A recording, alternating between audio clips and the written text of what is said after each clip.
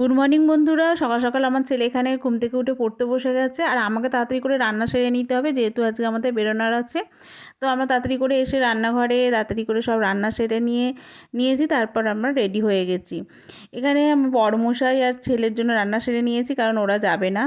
আমরা যাচ্ছি, আমার মাসির শাশুড়ি মারা গেছে কিছুদিন আগে, তারই কাজেতে।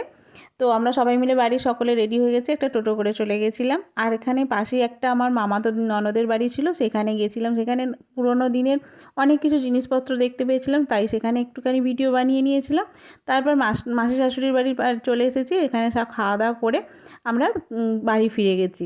তো বাড়ি ফিরে প্রথমে সব চেঞ্জ করে নিয়েছি আর একটু রেস্ট নিয়েছিলাম। তারপর সন্ধ্যেবেলা একটু চা বানিয়ে নিয়েছি।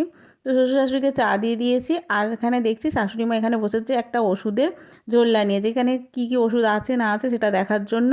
এখানে ফচকেও একটুখানি বদমাইশি করে নিচ্ছে। তো আজকের ভিডিওটা এতটুকু।